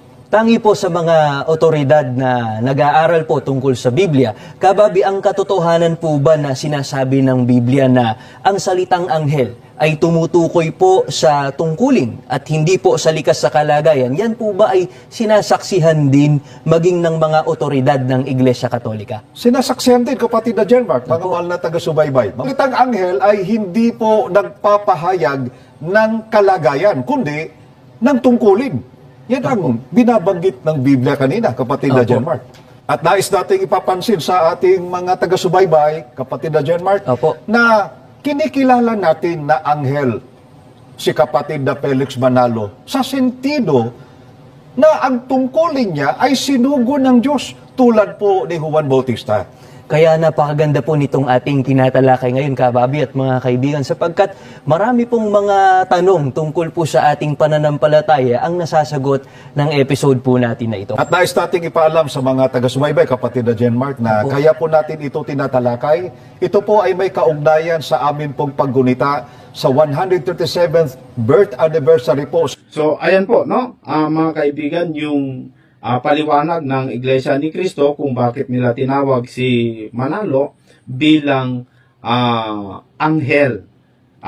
Na como siya ay tao, pero dahil sinugo, yung tawag, yung salitang sugo, ang katumbas nun ay anghel. Kaya si Juan Bautista, anghel din, dahil sinugo ng Diyos. Ang pinagtatakaan ko lang, mga kaibigan, si Cristo, sugo din eh. Di ba? Sugo din si Kristo eh. Bakit ayaw nilang tawaging anghel? Kahit anghel man lang sana. Bakit tao pa rin ang tawag nila? Tao pa rin ang pagkakilala nila, mga kaibigan. At ayaw gawing anghel. No? Ayaw nilang gawing anghel eh. Pero para sa kanila, yung salitang anghel, ang katumbas nun ay sugo. Di kahit man lang sana sabihin nila si Kristo anghel, na hindi tao. Kasi para sa kanila kasi, tao si Kristo, hindi naging Diyos kailanman, mga kaibigan. Pero si Kristo, sa likas na kalagayan, ayon sa Biblia, siya po ay espiritu. Kung espiritu siya, di katulad siya ng anghel, espiritu din ang anghel eh. Para sa kanila, espiritu kalagayan ng mga anghel eh. O yung mga anghel, como espiritu sila, isinugo sila ng Diyos, kaya naging anghel, yung mga anghel. Ayan ang gusto nilang palabasin eh. Pero si Kristo, isinugo ng Ama, ba't ayaw nilang tanggapin na anghel? Kahit anghel man lang, no? Mga kaibigan. Pero tayo, hindi kasi natin pinapaniwalaan na anghel po ang Panginoong Jesucristo, kundi siya po ay Diyos dahil anak siya ng Diyos, no? Mga kaibigan. So, dito, gusto nilang palabasin na anghel si Manalo para mapasunod nila yung kanilang doktrina na doon sa Revelation chapter 7 verse 1 hanggang verse 3 ay si Felix Manalo yung isa sa mga anghel doon, mga kaibigan. Pero alam nyo, kahit anong gawin natin, ay hindi talaga si Felix Manalo po yun eh, mga kaibigan eh. Hindi talaga si Felix Manalo po yun eh. Bakit? Kasi yung kaganapan sa kanilang sinasabi na si Felix Manalo po yun na nagtatatak, hindi naman tumugma. O isang video po ng SDA ng aking gustong ipakita sa inyo, mga kaibigan, itong video ng SDA na kontra dyan po sa paniniwala ng mga Iglesia ni Cristo. No? O ito, mga kaibigan, pakinggan pa natin. Comment ni Natoy Adinton. Okay. Sabi niya kasi, Brother Gomer, kung ang nakasulat sa Revelation 7 ay nangyari na yan sa panahon ng Israel, sino ang anghel dyan? Bakit mali? May binanggit ka kasi kanina, Brother Gomer, linawin mo. na ang mangyayari ay, ang tatatakan ay Israel. Kasi nga yung nasa Revelation, mga angkan ni Huda, yung siguro ang ibig sabihin. Kasi baka napagkamalan ni Brother Natoy na ang tinatalakay natin nangyari na sa Israel. Eh, sinasabi nga, payo ko lang po sa mga kapatid, para maging professional naman yung dating ng ating discussion. Kasi, tinan mo kanina, ilang beses ko sinabi, Brother Natoy, na mangyayari ito, kasunod ang distraction. Pero ngayon, ang inyong interpretation, parang sinabi namin na nangyari na sa Israel. Paano po ba ninyo nasabing yun? Ay, sinasabi nga namin na pagkatapos nito, magkakaroon ng tribulation, magkakaroon ng huling 7 salot. Okay? So, baka na-misinterpret mo. Yung huling 7 salot, iba yan sa 10 salot sa Ehipto. So, yun lang. Nagtataka lang tayo bakit nabanggit niya na in-interpret natin na nangyari na ito sa Israel, Brother Gomer. Baka yung pagbanggit mo na ang mga pangalan ng Israel dyan ang binabanggit.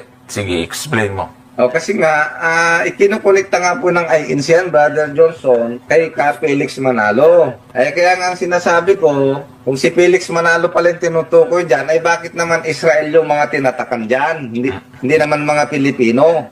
Yun ang sabi niya, akala niya, sinasabi natin na nangyari na ito sa Israel. Yun yung sinasabi ko dyan. Oo. Hindi naman mga Pilipino yung tinatakan, kundi mga Israelita. Ay, ang mga inaralan ni Felix, mga Pilipino eh. Baka nga. Totoo naman po yun, mga kaibigan, no? Paano naging si Felix Manalo yung nasa Revelation chapter 7 na nagtatatak? Ang tinatakan doon sa Revelation chapter 7, mga kaibigan, ay mga Israel. Hindi naman mga Pilipino po yun mga kaibigan Mga Israel po yun yung mga tinatakan doon sa Revelation chapter 7. Kaya kahit man tanggapin natin, kahit tanggapin natin kung sakali man, pero hindi ko pa rin tinatanggap, no? Pero kahit tanggapin natin na yung paliwanag ng mga Iglesia ni Cristo na yung tawag na anghel ay tungkulin para ikapit nila kay Felix Manalo dahil isinugo ng Diyos kaya siya'y tatawagin ding anghel, mga kaibigan, mali pa rin yung kanilang paniniwala na si Felix Manalo yung nagtatatak doon po sa Revelation chapter 7 verse 2. Mga kaibigan, bakit? Kasi ang tinatakan doon sa chapter 7 ng Revelation, mga Israel po yun hindi po mga Pilipino yon. Si Felix Manalo hindi naman nagtatak ng Israel mga kaibigan. At yung mga natatakan doon, mga kaibigan, na natatakan doon, ay yung mga angkan o lipi ni Israel. Mga kababayan, hindi naman po si Felix Manalo talaga yon, no? Yun, mali talaga Kahit saan mo anuhin, Jason Matematico, mali talaga no? O ituloy natin. Okay lang. Yun, yung pinopoint out ko dyan, kaya ako binanggit. Yun po yun, pero hindi natin sinasabi na nangyari na yan. Ngayon, ang problema nga ng INC dyan, sila ang nagsasabi na nangyari na yan. Kasi... Ayan, so para sa mga SDA din naman, hindi pa nangyari yung pagtatatak, no? Kundi kasalukuyan na nagtatatak. Yun ang kanilang paniniwala kung itutuloy po natin mamaya, no? Yun ang kanilang paniniwala na hindi pa nangyari yan o hindi pa natapos yan, kundi kasalukuyan na nagtatatak pa lang, mga kaibigan. Ganun po yung direksyon ng kanilang mga video, mga kapatid, no? Dito, may point itong dalawa, no, mga kaibigan. Pero tignan natin mamaya kung ano naman po yung ating kokontrahin sa kanilang sinasabi, no? Yung ibang anghel ngayon na nando sa Revelation, si Felix daw, si Felix ngayon wala na Ibig sabihin, tapos na nga, para sa INC, tapos na yung Revelation 7, di ba? Kasi si Felix wala na natapos na yung kanyang kasaysayan Ay si Felix daw yung nandiyan sa Revelation 7. So lumalabas, sa INC ang interpretation, natapos na yan. Ganun yun. Yun. Sa inyo, tapos na yan. Pero sa Seventh-day Adventist, hindi pa. Mangyayari pa lang yan in the future. Ayun yun, Brother Johnson. Ayun. Sabi kasi niya dito, di ba sinabi niyo tumuko yan sa Israel, yung pagtatatak? Ayun nga, hindi, na-misinterpret mo nga, Brother Natoy. Hindi ko sinabi na tumuko sa Israel. Ang sabi ng, o basahin natin, tingnan natin kung sino yung mga tinatakan. Ang sinasabi ko dyan, doon sa Revelation 7, ang mga natatakan dyan, Israelita. Hindi ba? Hindi kami ang may sabi niyan, yung Revelation mismo ang nagsabi. Kailangan maintindihan mo yan, Brother Natoy. Kaya nga, ang sinasabi ko, hindi nga po pwede si Kapelix yung ibang anghel na tinutukoy dyan. Kasi nga, Pilipino naman ang tinatakan ni Kapelix, hindi naman Israelita. Hindi ba? Yun ang punto. Ay dyan sa Revelation 7, kung babasahin natin, o sige, basahin natin yung 4. Tingnan mo. Narinig ko ang bilang ng mga natatakan. O tingnan mo, narinig nga ni Juan na 144,000 na natatakan sa bawat angkan ng mga anak ni Israel. O, ikita mo, di ba nga sa Israel ngayong natatakan, sabi ni Juan, nakita niya, si Kapelix Manalo, ang tinatakan, Pilipino. O, paanong lalapat kay Kapelix ngayon yung ibang anghel dyan? Yun lang yung sinasabi ko dyan, Brother Johnson. Okay. So, ibig sabihin na mayroon nga namang narinig kasi siya, kapatid. Ayan. Okay. So, ipapaliwanag ho natin yung pong ibig po sabihin. Yan lang po akong ipapakita po dito para maunawaan natin yung ibig sabihin ng Israel na tinatakan po dito. Una, gusto po namin ipaliwanag sa iyo, kapatid na Natoy, na hindi po kami naniniwala na sa Israel naganap yan.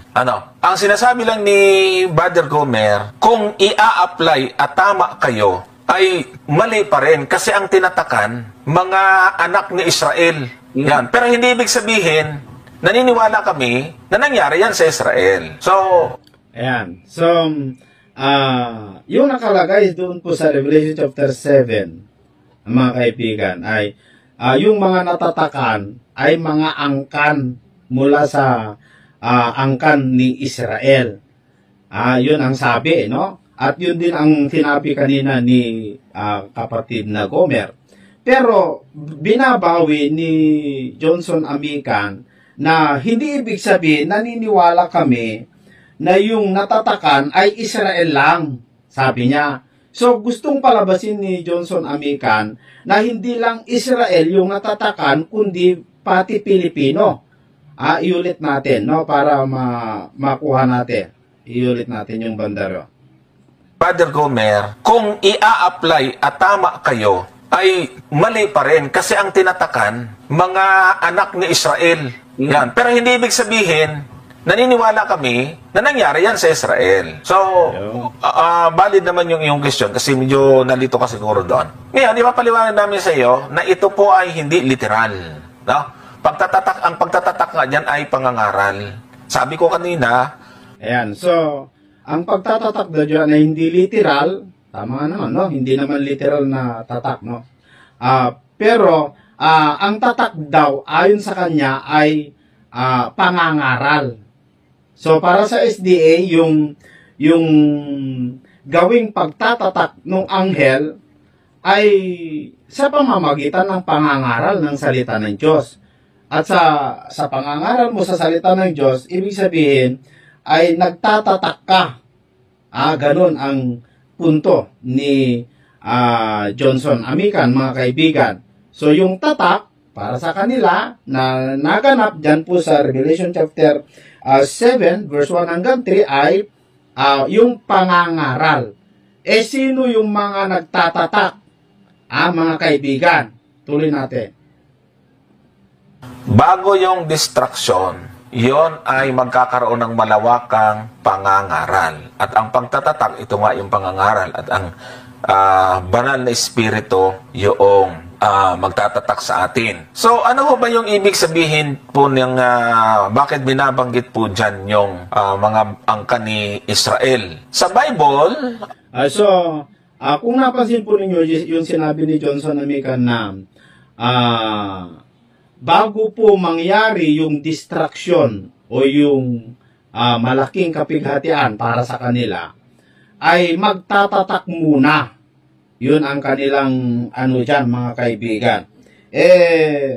tama naman, no, mga kaibigan, na bago po dumating yung malaking kapighatian o yung tinatawag nilang pagbalik ng ating Panginoong Jesucristo, no, ay magaganap muna yung pagtatatatak, no, mga kaibigan, na ang isa doon na kanilang paniniwala ay yung pangangaral ng salita ng Diyos. Alam nyo mga kaibigan, para sa akin, meron po kasing dalawang klase ng tatak ng Diyos. Yan ay gusto kong bigyan ng linaw yan. Sa live siguro kasi mahabaan tayo ng oras kung dito ko liliwanagin. Ipapakita ko lang sa inyo kung ano po yung paniniwala ng SDA at saka ng Iglesia ni Cristo tungkol po sa pagtatatak. Medyo sang-ayon ako dito sa sinabi ni Johnson Amican na ang pagtatatak ng Diyos ay pangangaral sa kanyang salita. Pero yung tatak na pangangaral sa salita ng Diyos na nagaganap na kasalukuyan ngayon, mga kaibigan, ay hindi po yon yung tinutukoy doon sa Revelation chapter 1 verse chapter 7 verse 1 hanggang 3, mga kaibigan. Sana po ay subaybayan nyo po ninyo ito, mga kaibigan, kasi tatalakayin natin ito sa live, mga kababayan. Tuloy natin. Meron tayo po yung tinatawag na Israel. Tingnan po ninyo mga kapatid kung paano sinasabi sa aklat ng Galatia, size 16, na ang mga Kristiyano ay tinatawag na mga Israel ng Diyos. At ang lahat na nangagsisilakad ayon sa lituntuning ito, kaya pa kapayapaan at kaawaan nawa ang sumakanila at sa Israel ng Diyos.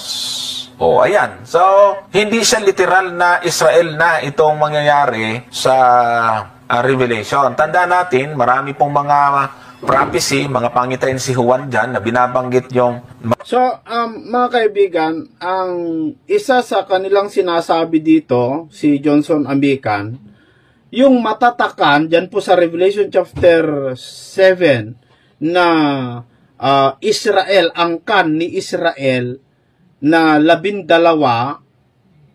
sa lipi ni Israel, yung mga natatakan na yon, hindi daw literal na yung mga Israel. Hindi daw literal na yung mga angkan ni Israel.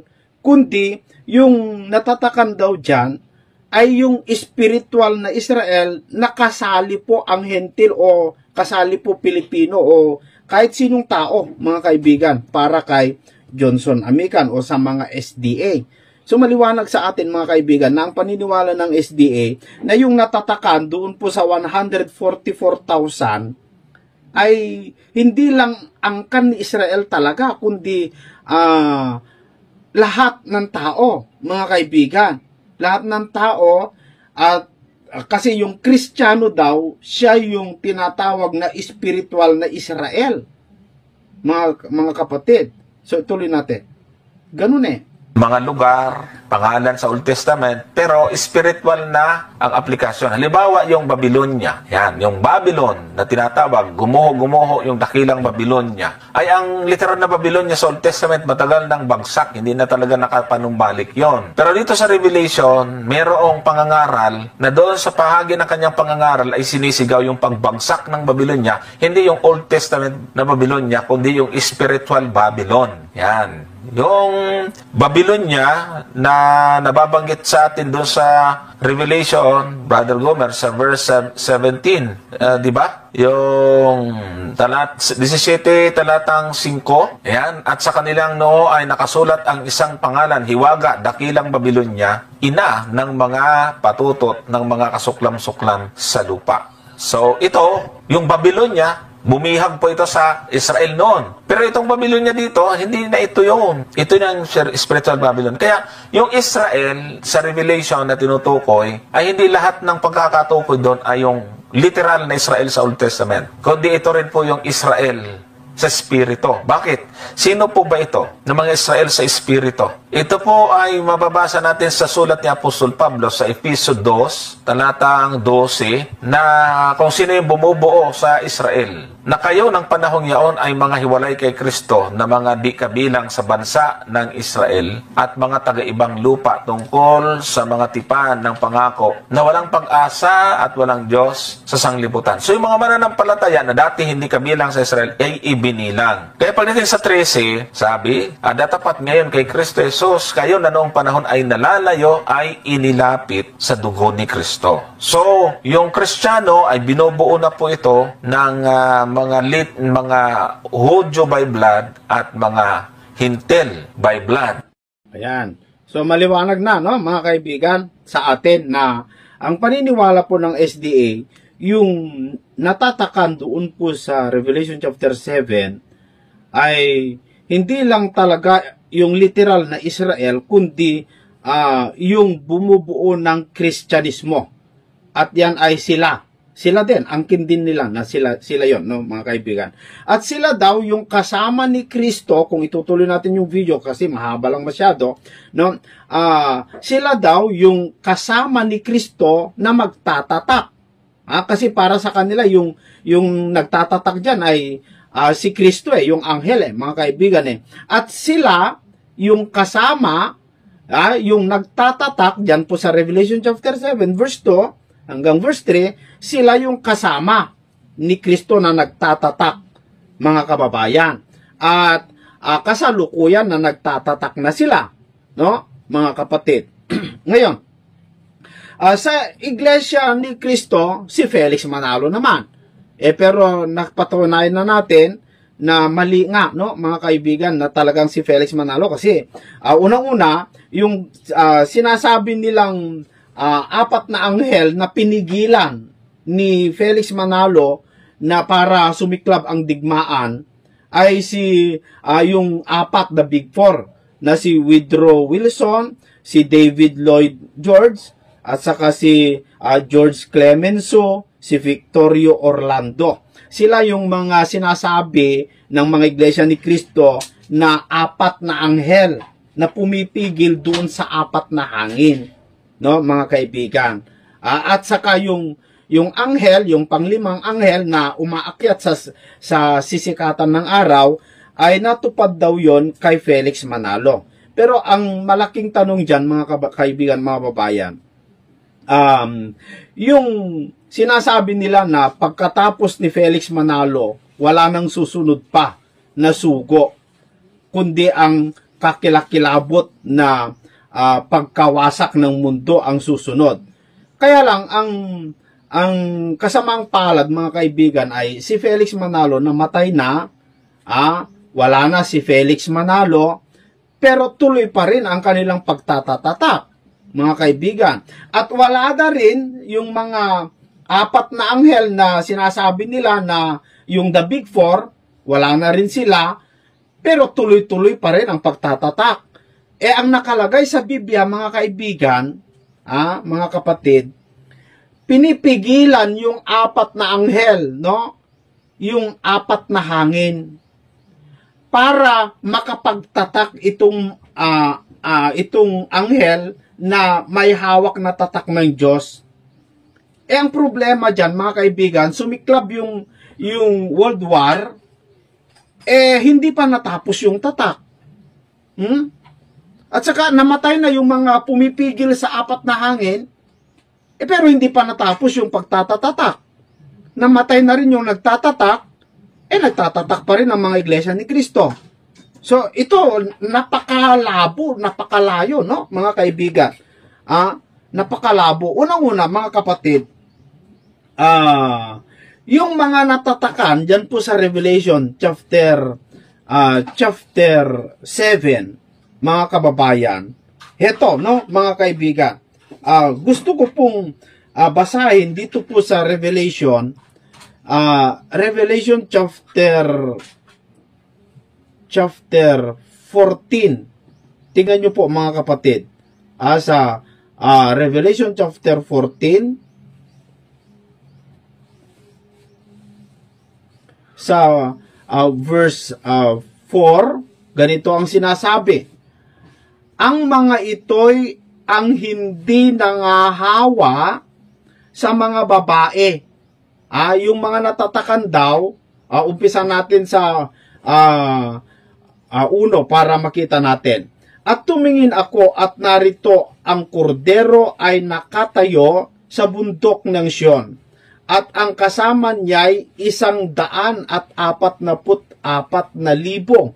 May pangalan niya at pangalan ng kanyang ama na nasusulat sa kani-kaniyang noo. Ito yung mga natatakan, mga kaibigan. 44 na natatakan sa kanilang mga noo. Sumusunod sila sa kordero saan man pumunta, mga kaibigan. Dito sa verse 3, no, sabi dito, at sila'y nag-aawitan, nawari isang bagong awit sa harapan ng luklukan at sa harap ng 4 na nilalang na buhay at ng matatanda. At sino man ay hindi maaaring matuto ng awit kundi ang 144,000 lamang sa makatuwid ay siyang mga binili mula sa lupa. Abay, itong mga kaibigan ay binili ni Kristo sa lupa sa pamamagitan ng kanyang dugo, mga kapatid. So, mauunawaan natin na itong 44,000 na ito ay hindi sa panahon ni Moises. Hindi po, mga kaibigan, hindi sa panahon ni Moises. Kasi ito, mga binili ni Kristo sa kanyang dugo. Wala pa namang Kristo nung panahon nila Moises, no? Ang mga ito'y, sabi dito, ang hindi nangahawa sa mga babae, sapagkat sila'y mga malilinis. At ang mga ito'y ang nagsisisunod sa kordero saan man siya pumaroon. Ang mga ito'y ang binili sa gitna ng mga tao na maging mga pangunahing bunga sa Diyos at sa kordero. So maliwanag, no? Hindi kasali yung angkan sa panahon ni Moises ito, no? Kasi ito'y binili ni Kristo. Pangunahing bunga, mga kaibigan. Ngayon, sa verse 5, at sa kani-kaniyang bibig ay walang nasumpungang kasinungalingan. Sila'y mga walang dungis. Abay, yung natatakan, mga kaibigan, ay walang nasumpungang kasinungalingan sa kanilang mga labi, no? Sa kanilang bibig. Hindi sila nagsisinungaling kailanman. Walang dungis ang mga ito. Kaya tinawag na sila'y mga birhen na hindi gumalaw sa babae, mga kaibigan. Yun po yung description ni Juan. So, isa sa palatandaan para makilala natin yung mga natatakan, mga kapatid, ito'y binili ni Kristo sa kanyang dugo. So, nakita na natin, hindi po ito yung mga panahon ni Moises. Pangalawa, na makita natin, ito ay mga walang sala, walang kasinungalingan, no? Walang kasinungalingan sa kanilang bibig at walang dungis. Nakita nyo, mga kaibigan, ang sinasabi ng talata, no? Na kung sino itong mga natatakan sa noo, mga kapatid.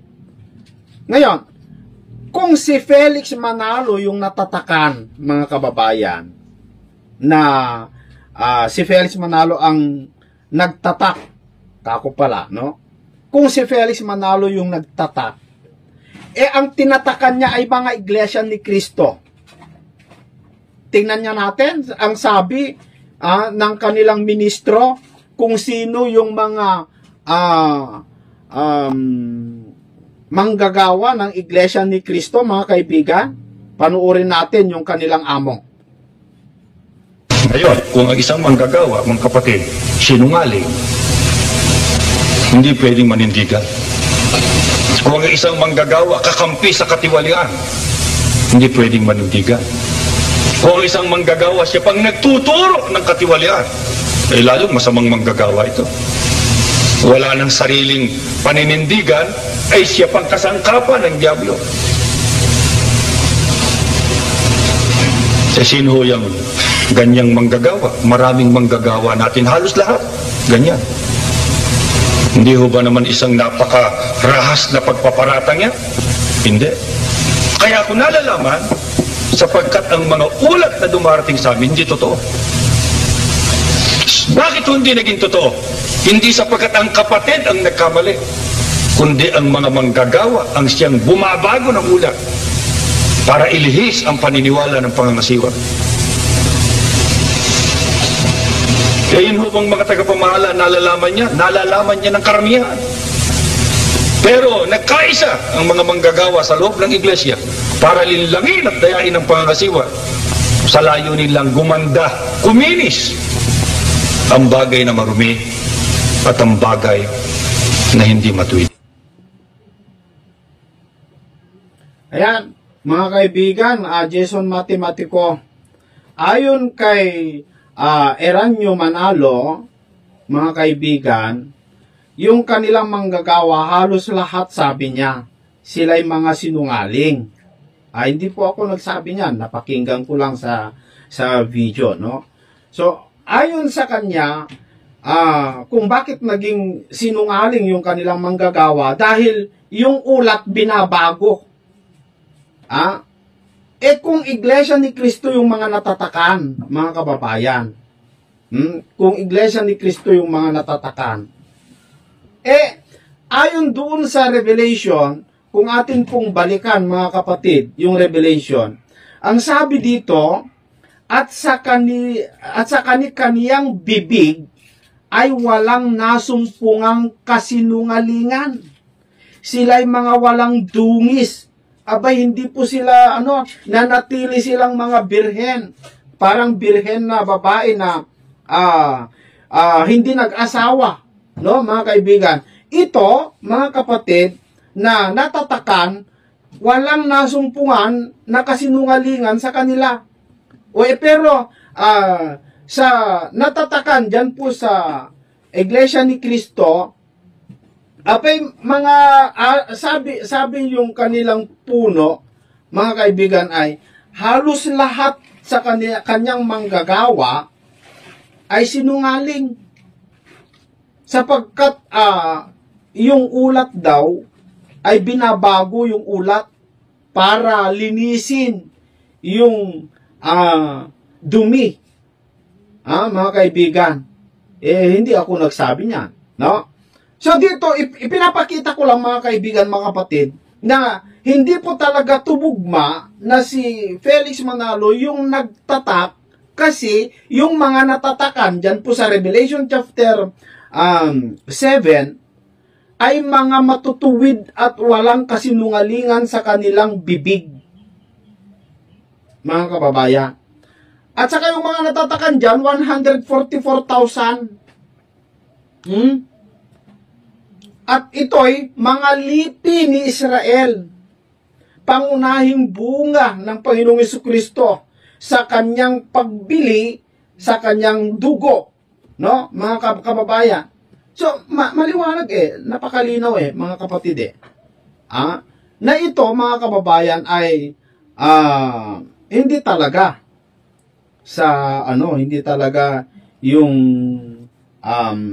hindi talaga yung Iglesia ni Cristo. Ngayon, mga kaibigan, ayon naman sa mga SDA, hindi naman daw literal na mga Israel, kundi yun ay mga mga kaibigan, yun daw ay spiritual na Israel. At yan ay kasali na tayo doon, no, mga kaibigan. Mali pa rin mali din mga kapatid Mali din. Kasi ito talaga, yung mga natatakan ay mga lipi talaga ni Israel. Yung taga-Israel talaga, mga kababayan, mga kapatid. Mga Israel talaga ito. Yan. Gusto ko, lilinawin natin yan sa live para mas mahaba yung oras, ano? At saka, ito pa, no, mga kaibigan, sabi ni Johnson Amican, kasalukuyan na daw sila nagtatatak. Pero para sa akin, mga kaibigan, gusto ko lang ipapansin sa inyo ito. Gusto ko lang ipapansin sa inyo ito. Sa Revelation chapter 7, ito, hindi po napapansin ito ng mga nagbabasa dito sa Revelation chapter 7. Pakinggan po ninyo mabuti, mga kaibigan. Mayroon akong ipapapansin dito. Pero sa live ko nating liliwanagin dito. Dito sa verse 1, at pagkatapos nito ay nakita ko ang 4 na anghel na nakatayo sa 4 na sulok ng lupa, na pinipigil ang 4 na hangin ng lupa, upang huwag humihip ang hangin sa lupa, o sa dagat man, o sa anumang punong kahoy. Itong 4 na anghel na ito, mga kaibigan, anghel talaga ito. Hindi tao ito, anghel talaga ang mga ito, mga kababayan. Kasi yung hangin na pinipigilan nila, mga kapatid, kayang ipahamak ang lupa, dagat, at mga punong kahoy. Ibig sabihin, kayang wasakin ang buong daigdig.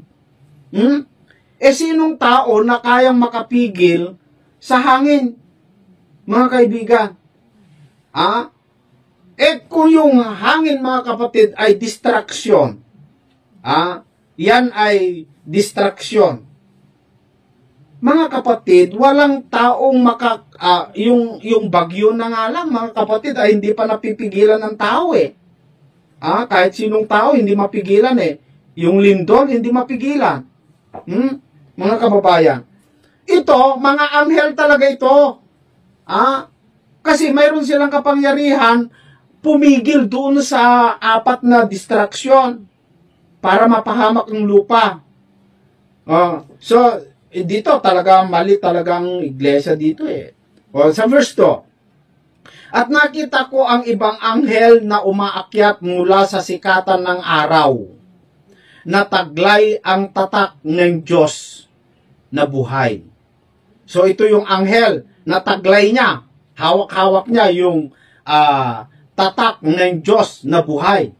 At siya'y sumigaw ng tinig na malakas sa 4 na anghel na pinagkaluobang maipahamak ang lupa at ang dagat.